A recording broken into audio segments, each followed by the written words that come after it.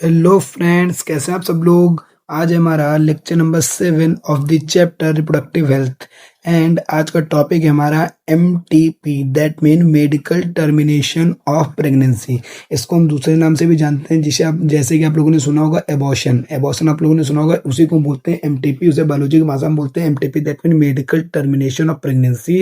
And इसी को बोलते हैं एबॉर्शन एंड इंटेंशनल एबॉर्शन भी बोलते हैं। ओके, तो चलिए यही है आज का हमारा टॉपिक, बहुत ही ज़्यादा इंपॉर्टेंट है। इसके बेसिस पर मैं आप लोगों को बता सकता हूँ कि कैसे कैसे क्वेश्चन आते हैं। सिंपल मैं आप लोगों को बता देता हूँ कि ये जो MTP यानी कि एबॉर्शन वाला टॉपिक हमारा, इसके बेसिस पर जो हमारे क्वेश्चंस आते हैं, ये केस बेस्ड टाइप ज़्यादातर क्वेश्चन इस पर पूछे जाते हैं। तो मैंने आप लोगों को जैसे कि बता दिया, स्टार्ट करते हैं अपना आज का लेक्चर, आज का अपना टॉपिक MTP। ओके, तो चलिए स्टार्ट करते हैं आज का अपना टॉपिक। जैसे कि सबसे पहले हेडिंग लगा लेते हैं। आज का टॉपिक है हमारा MTP, that mean medical termination of pregnancy. Okay, medical termination of, एक सेकंड एक ही में हो गया, pregnancy, medical termination of. Okay, तो ये आज का टॉपिक हमारा है MTP, that mean medical termination of pregnancy. ये जो हमारा MTP है, इसको हम और भी नामों से जानते हैं, जैसे कि क्या लिखेंगे, एबॉर्शन। एबॉर्शन, इसको हम एबॉर्शन भी बोलते हैं, और इंटेंशनल एबॉर्शन। ओके, इसको इंटेंशनल एबॉर्शन भी कह सकते हैं। ये जो हमारा MTP है, that mean medical termination of pregnancy, इसे हम एबॉर्शन के नाम से भी जानते हैं। एंड इंटेंशनल एबॉर्शन भी, इसी को हम इंटेंशनल एबॉर्शन भी बोलते हैं। तो सिंपल ये था, ये मतलब आज का हमारा टॉपिक। सबसे पहले जैसे कि हम अपना कोई भी टॉपिक स्टार्ट करते हैं, तो सबसे पहले उसके बारे में, जैसे कि कुछ हमारे जो बेसिक चीज़ें होती हैं, जो हमारे पूरे पैराग्राफ में दी होती हैं, लेकिन उनको पूरा पैराग्राफ नहीं पढ़ना, जो उसमें से मेन मेन चीज़ें हैं जो कि निकाल के लाते हैं हम आपके लिए, वो चलिए डिस्कस करते हैं। सबसे पहले अपनी बेसिक चीज़ें जो क्या है MTP के बारे में। तो सबसे पहला अगर बेसिक पॉइंट हम देखें MTP के बारे में, तो सबसे पहले मैं आप लोगों को बता दे रहा हूँ। तो सबसे पहले क्या बताया गया कि जो वर्ल्ड वाइड पूरी दुनिया में अप्रॉक्स 45 टू 50 मिलियन एबॉर्शन जो है परफॉर्म किए जाते हैं। ओके, एक ईयर में। तो क्या लिखेंगे, world wide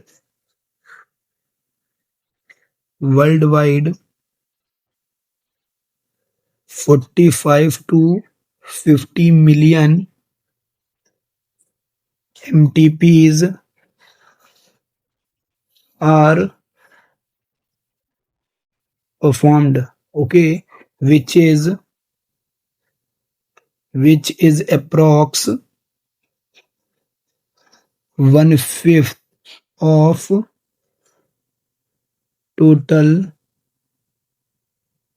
conceived pregnancy. Okay, एक सेकेंड, प्रेगनेंसी, ये हो गया। सबसे पहला पॉइंट हमने क्या बताया, वर्ल्ड वाइड पूरी दुनिया में लगभग 45 से 50 मिलियन MTP जो है परफॉर्म की जाती हैं, जो कि कितना है, जो कि हमारी जो टोटल कंसीव्ड प्रेगनेंसी की 1/5 है। क्या बताया गया, जो हमारा 45 से 50 मिलियन जो हमारी वर्ल्ड वाइड परफॉर्म की जाती है MTP, वो नंबर जो है कितना है, 1/5 हमारा टोटल कंसीव्ड प्रेगनेंसी का। ओके, तो सबसे पहला पॉइंट तुम्हारा ये बता दिया गया, बेसिक पॉइंट। अब दूसरा पॉइंट हम अपना देखते हैं। दूसरा पॉइंट हमारा क्या बताया गया, तो क्या बताया गया कि इन द ईयर 1971 में क्या हुआ, MTP जो है हमारा लीगलाइज किया गया इंडिया में। क्या लिखेंगे, in the year 1971 MTP was legalized in India and law was formed। और इसके बेसिस पर क्या बनाया गया, लॉ भी बनाया गया। And it was modified in year 2017। ये हमारा दूसरा पॉइंट क्या बताया गया, सिंपल समझो। क्या बताया गया है कि ईयर 1971 जो है इसमें क्या किया गया, जो हमारा एमटीपी है इसको लीगलाइज किया गया हमारे इंडिया में ईयर 1971 में एमटीपी जो हमारा लीगलाइज हुआ और इसके बेसिस पर लॉ बनाया गया, law was formed, okay. And फिर क्या हुआ, ये जो हमारा 1971 में जो हमारा एमटीपी लीगलाइज किया गया इसके बेसिस पर लॉ बनाया गया। फिर ये जो हमारा चलता रहा, फिर क्या हुआ फर्दर 2017 में जो हमारा एमटीपी जो है इसको और भी ज्यादा मॉडिफाई किया गया। तो चलिए सिंपल, अब मेरा टॉपिक यहाँ से मतलब जो मेन टॉपिक यहीं से शुरू होता है, सिंपल। ये तो हमारे कुछ बेसिक पॉइंट्स थे जिनको जानना हम लोग के लिए बहुत ज़्यादा जरूरी था। यही पॉइंट्स हमारे केस बेस में पूछ दिए जाते हैं, तो इनको भी पढ़ के चलना होता है, समझो, ठीक है। तो ये हो गया हमारा। तो अब हम देखते हैं जो हमारा एमटीपी है, जब ये मॉडिफाई किया गया 2017 में, यानी कि 2017 में, तो मॉडिफिकेशन इसमें क्या क्या हुई। तो सबसे पहले मैं आप लोगों को बता दे रहा हूँ कि जो एमटीपी है हमारा, जब ये मॉडिफाई किया गया 2017 में, तो यहाँ पर क्या हुआ, 2017 में जब ये मॉडिफाई किया गया तो क्या हुआ, एमटीपी अमेंडमेंट एक्ट बना दिया गया। तो यही हमको देखना है। तो क्या लिखेंगे, 2017 में क्या हुआ हमारा, एमटीपी अमेंडमेंट एक्ट बनाया गया। तो एमटीपी अमेंडमेंट एक्ट कहता है, क्या लिखेंगे, सिंपल पहले मैं यहीं पर लिखे दे रहा हूं कि it was modified in year 2017। क्या लिखेंगे, एमटीपी, एक second,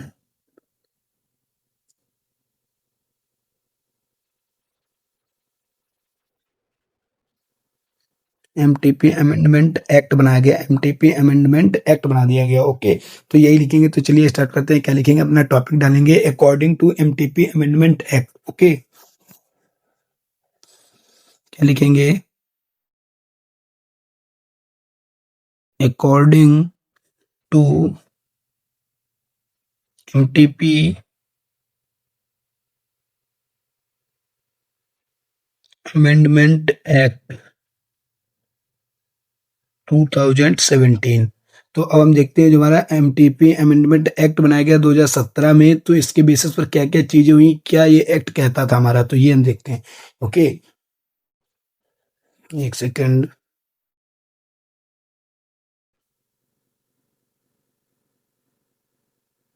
okay.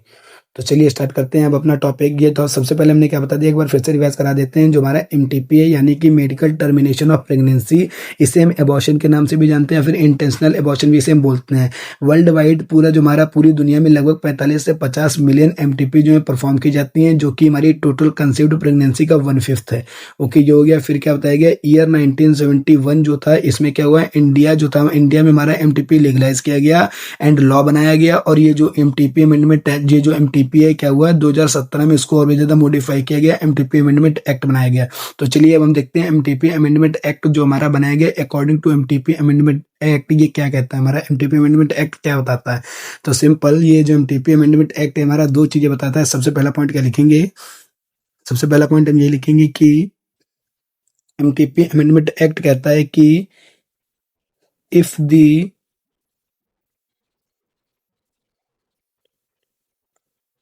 if the pregnancy is up to 12 weeks, या फिर जिसे हम बोलते हैं फर्स्ट ट्राइमेस्टर, क्या बताया गया कि if the pregnancy is up to 12 weeks, अगर प्रेगनेंसी 12 वीक तक की है, जिसे हम बोलते हैं फर्स्ट ट्राइमेस्टर, तो क्या लिखेंगे, where it is safest two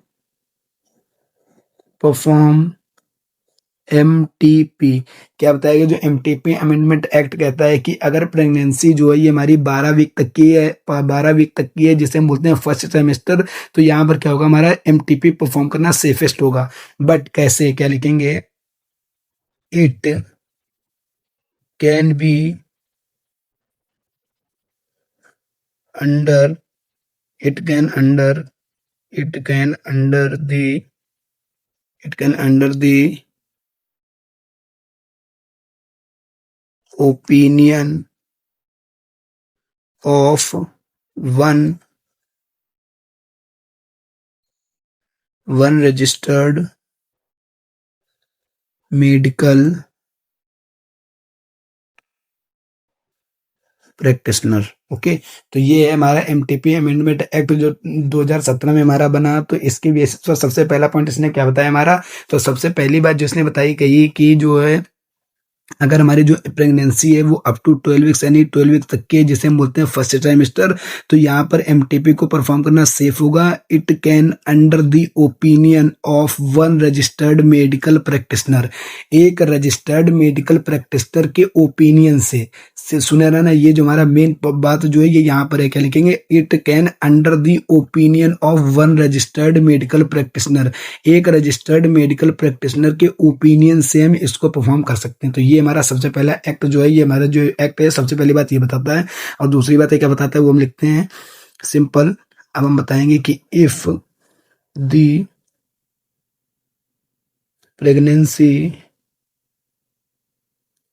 is more than 12 weeks but less than 24 weeks। 24 weeks क्या बताता है, ये जो हमारा दूसरा पॉइंट ये बताता है कि अगर जो प्रेगनेंसी हमारी 12 वीक से ज्यादा की है बट 24 वीक से कम की है, तो क्या लिखेंगे, एमटीपी इज परफॉर्म्ड, एमटीपी को हम परफॉर्म कर सकते हैं but under the common opinion of 2 registered medical practitioner.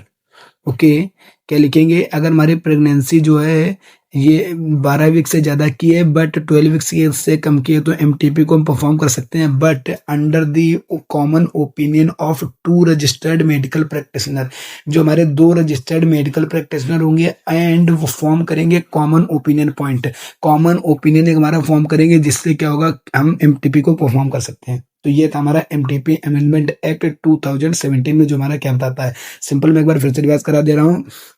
क्या हुआ, इंडिया में हमारा 1971 में एमटीपी को लीगलाइज किया गया एंड इसके बेसिस पर लॉ बनाया गया एंड इसको फर्दर मॉडिफाई किया गया 2017 में।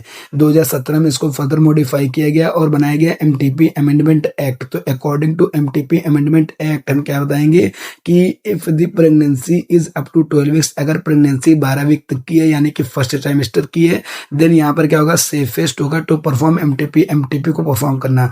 It can under the opinion of one registered medical practitioner, एक रजिस्टर्ड मेडिकल प्रैक्टिशनर के ओपिनियन से। यहाँ पर दूसरा पॉइंट हमारा क्या बताता है कि अगर प्रेगनेंसी जो हमारे 12 वीक से ज्यादा की है बट लेस देन हमारी 12 वीक्स, अगर 12 वीक्स से कम की है, देन क्या लिखेंगे, एमटीपी को हम परफॉर्म कर सकते हैं but under the common opinion of 2 medical registered practitioner.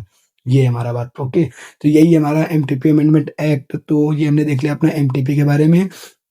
अभी हमने सबसे पहले क्या देखा, कुछ बेसिक पॉइंट देख लिए हमने एमटीपी के बारे में, इनको स्टार मार्क करे देने हैं। ये हमारे बहुत ही ज्यादा इंपॉर्टेंट पॉइंट है, इनके बेसिस पर हमेशा क्वेश्चन पूछे जाते हैं। और ये जो हमारा एमटीपी अमेंडमेंट एक्ट है इसको मैं स्टार मार्क करे दे रहा हूँ, इस पर भी क्वेश्चन पूछे जाते हैं, सीधे सीधे पूछ लिया जाता है। तो ये हो गया हमारा।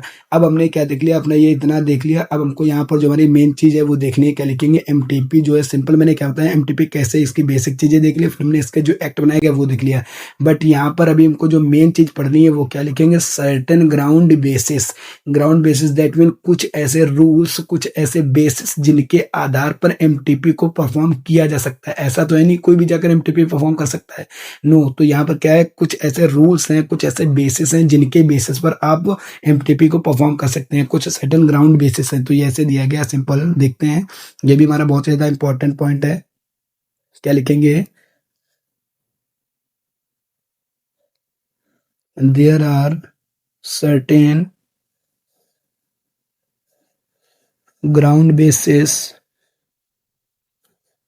to perform MTP। क्या बताया गया है, यहाँ पर हमारे कुछ सर्टेन ग्राउंड बेसिस हैं जिससे कि हम एमटीपी को परफॉर्म कर सकते हैं। तो क्या लिखेंगे, सर्टेन ग्राउंड बेसिस। ये हमने क्या देख लिया, कुछ हमारे यहाँ पर सर्टेन ग्राउंड बेसिस हैं जिससे कि हम परफॉर्म कर सकते हैं एमटीपी को। ओके, तो देखते हैं क्या क्या वो हमारे ग्राउंड बेसिस हैं। तो अब हम देखते हैं कि लिखेंगे ग्राउंड बेसिस। हम देखते हैं अपने ग्राउंड बेसिस क्या क्या हमारे वो ग्राउंड बेसिस हैं जिनके आधार पर मैं एमटीपी को परफॉर्म कर सकते हैं। ओके, तो ये हम देखते हैं। तो चलिए देखते हैं। सबसे पहले यहाँ पर जो हमारे ग्राउंड बेसिस है ये भी हमारे दो ही हैं। तो सबसे पहला जो हमारा ग्राउंड बेसिस दिया गया है वो क्या है? सिंपल। सबसे पहला हमारा ग्राउंड बेसिस क्या कहता है कि if the continuation of pregnancy, if the continuation of pregnancy, then any type of physical, mental or any risk of mother, then it will perform। Okay, तो मैंने क्या होता है, कुछ हमारे यहाँ पर सर्टेन ग्राउंड बेसिस है, यानी कि कुछ ऐसे रूल्स हैं जिनके बेसिस पर हम एमटीपी को परफॉर्म कर सकते हैं। तो क्या क्या वो रूल्स हैं? सबसे पहला बताया गया कि if the continuation of pregnancy, अगर किसी प्रेगनेंसी को कंटिन्यू किया जा रहा है, then any type of physical, mental और एनी रिस्क, किसी भी प्रकार का फिजिकल हो, मेंटल हो या किसी भी प्रकार का अगर कोई भी रिस्क मदर को है, देन एमटीपी को आप परफॉर्म कर सकते हैं। सबसे पहला ग्राउंड बेसिस मेरा ये है। तो अब देखते हैं हमारा दूसरा ग्राउंड बेसिस क्या है, यानी कि दूसरा ग्राउंड बेसिस क्या है जिसके बेसिस पर हम एमटीपी को परफॉर्म कर सकते हैं। तो दूसरा ग्राउंड बेसिस क्या है हमारा? क्या लिखेंगे? If the continuation of pregnancy, so any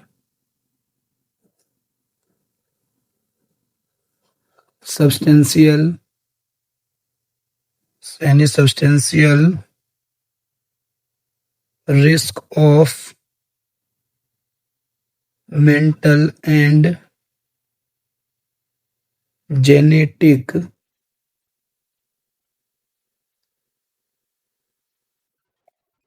abnormality. क्या लिखेंगे? इफ कंटिन्यूएशन ऑफ प्रेगनेंसी, अगर हम किसी भी प्रेगनेंसी को कंटिन्यू कर रहे हैं, so any substantial risk of mental, कोई भी सब्सटेंशियल रिस्क है मेंटल या फिर जेनेटिक एबनॉर्मेलिटी है, क्या लिखेंगे? Genetic abnormality of the child, then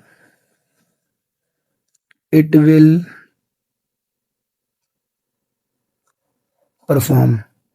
तो इसको आराम से परफॉर्म किया जा सकता है। तो आप इजीली, आई होप आप इजीली दोनों पॉइंट्स को अच्छे से समझ गए होंगे। सिंपल आप ये समझिए कि अगर कोई भी प्रेगनेंसी है तो उसको अगर कंटिन्यू कर रहे हैं तो किसी भी प्रकार की अगर कोई भी रिस्क मदर को है या फिर किसी भी प्रकार का कोई भी मेंटल या फिर जेनेटिक एबनॉर्मेलिटी फीटस को या फिर चाइल्ड को है, देन आप दोनों यही जो हमारे यही दोनों ग्राउंड बेसिस है, देन आप एमटीपी को आराम से परफॉर्म कर सकते हैं। तो ये भी हमारा मोस्ट इंपॉर्टेंट पॉइंट है, इसको भी हाईलाइट कर देना है। ये भी हमारा बहुत ज्यादा इंपॉर्टेंट पॉइंट है, इसको भी आराम से याद रखना। ग्राउंड बेसिस याद रखना। सबसे पहला, if the continuation of pregnancy, any type of physical mental risk of mother, then हम इसको आराम से परफॉर्म कर सकते हैं। अगर if continuation of pregnancy any substantial mental या फिर एबनॉर्मेलिटी, कोई भी जेनेटिक हो सकती है, देन अगर चाइल्ड को है, देन आप क्या कर सकते हैं? एमटीपी को परफॉर्म कर सकते हैं। ओके, तो ये था हमारा एमटीपी अभी तक का टॉपिक, यही था आज का हमारा टॉपिक। काफी छोटा टॉपिक था बट बहुत ज्यादा इंटरेस्टिंग है। आई होप आपको ऑल चीजें एकदम वेरी वेरी क्लियर हो गई होंगी एंड किसी भी प्रकार की कोई भी कंफ्यूजन नहीं रही होगी। अगर कोई भी प्रकार की कोई भी कंफ्यूजन है, देन आप कमेंट बॉक्स में पूछ सकते हैं। तो ओके, यही था हमारा आज का लेक्चर कि हमने देखा एमटीपी की बेसिक चीजें के बारे में देख लिया। सबसे पहले क्या देखा? वर्ल्ड वाइड 45 से 50 मिलियन एमटीपी को परफॉर्म किया जाता है, जो कि अप्रॉक्स 1/5 हमारी टोटल कंसीव्ड प्रेगनेंसी का। एंड एमटीपी हमारा एमटीपी अमेंडमेंट एक्ट बनाया गया, जिसके हमने कुछ पॉइंट्स देख लिए। उसने क्या क्या बताया कि एमटीपी का हमारे 12 वीक तक के दिन क्या हो सकता है, अगर 12 वीक से ज्यादा यानी कि 24 वीक्स के कम के दिन क्या हो सकता है। फिर हमने क्या देखा? ग्राउंड बेसिस कुछ हमारे दिए गए, उनकी भी हमने चर्चा कर ली। यहाँ पर नोट करके मैं एक पॉइंट लिख सकते हैं। क्या लिखेंगे? जैसे कि आप जानते हैं हमारे इंडिया में कोई भी अगर कोई भी काम सही के लिए किया जाता है तो हमेशा लोग उसका गलत इस्तेमाल करते हैं। तो इसका भी हमारा गलत इस्तेमाल किया गया, इसको भी मिसयूज किया गया। क्या लिखेंगे? सिंपल ये हमारा ये नोट करके मैं पॉइंट बना रहा हूँ, काफ़ी इंपॉर्टेंट क्या लिखेंगे। अभी तक लेक्चर में मैंने जितने भी नोट करके पॉइंट डलवाए हैं या फिर मोस्ट इंपॉर्टेंट स्टार मार्क किए हैं, उनको 100% पढ़ के जाना, वो बहुत ज़्यादा इंपॉर्टेंट है, उनको आराम से याद होने चाहिए, आपकी टिप्स पर रहनी चाहिए वो चीज़ें। तो मैं बता रहा हूँ एमटीपी क्या लिखेंगे। एमटीपी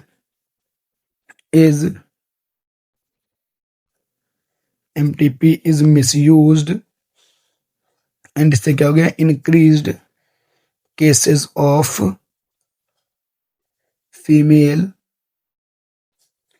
फीटिसाइड, इससे भी क्या हो गया, increased cases of female foeticide, इससे भी क्या हुआ, इंक्रीज्ड केसेस देखने को मिले फीमेल फीटिसाइड के। ओके, तो ये भी हमारा बहुत ज़्यादा इंपॉर्टेंट पॉइंट है। क्या लिखेंगे, एमटीपी जो है बनाया तो अच्छे काम के लिए गया था कि अगर कोई भी तरीके का कोई भी रिस्क है, अगर किसी भी मदर को या फिर फीटस को या फिर हम कह सकते हैं कि चाइल्ड को, देन आप एमटीपी करा सकते हैं। लेकिन यहाँ पर इसका भी मिसयूज किया गया, क्या हुआ कि यहाँ पर भी क्या होने लगा, फीमेल फीटिसाइड के केस बढ़ने लगे। तो ये भी हमारा बहुत ज़्यादा मिसयूज किया गया, ये भी चीज़, ये भी पॉइंट हमको याद रखना है अच्छे से।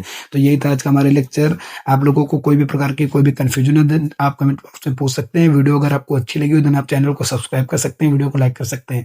ओके, तो ये जो है हमारा चैनल, इस पर आपको चैप्टर 1 के भी सारे लेक्चर मिल जाएंगे, चैप्टर 2 ह्यूमन रिप्रोडक्शन के सारे लेक्चर मिल जाएंगे। एंड अभी हमारा चैप्टर चल रहा है रिप्रोडक्टिव हेल्थ। जैसे ही हमारा रिप्रोडक्टिव हेल्थ खत्म हो जाएगा देन आप सोच रहे होंगे कि जेनेटिक्स स्टार्ट, लेकिन जेनेटिक्स जो है हमारी काफ़ी बड़ा टॉपिक है एंड ये हमारी क्लास 12th के बायोलॉजी का बहुत ज़्यादा इंपॉर्टेंट है। जो जेनेटिक्स में 3 चैप्टर हैं, जिसमें से मेनली 2 चैप्टर हमारा, सबसे पहला इनहेरिटेंस वाला एंड दूसरा मॉलिक्यूलर बेसिस ऑफ वो जो बायोलॉजी का चैप्टर है, वो हमको जो डीएनए वाला चैप्टर है, इन दोनों को अच्छे से हमको पढ़ना है। बट ये जो चैप्टर्स हैं इनको हम अपने लास्ट में रखेंगे। अभी इसके बाद हम शुरू करेंगे human health and disease, then हम शुरू करेंगे माइक्रोब्स ह्यूमन हेल्थ वेलफेयर, फिर हम देखेंगे अपना बायोटेक्नोलॉजी। एंड ये जो चैप्टर्स है इनको करने के बाद में अपना लास्ट में देखेंगे उसको जेनेटिक्स वाले, जो जेनेटिक्स वाले जो हमारे चैप्टर हैं, क्योंकि वो जो चैप्टर्स हैं बहुत ज़्यादा बड़े बड़े चैप्टर्स हैं एंड उनको अगर अभी पढ़ा देंगे देन आप लोगों को बहुत ज़्यादा कन्फ्यूजन होगी। अभी मैं सबसे पहले जो छोटे छोटे चैप्टर हमारे इनके कैरी ऑन करते हैं, लास्ट में उनको देखेंगे देन आप लोगों को अच्छे से याद भी रहेंगे वो। ओके, तो यही था हमारा आज का लेक्चर। Thank you.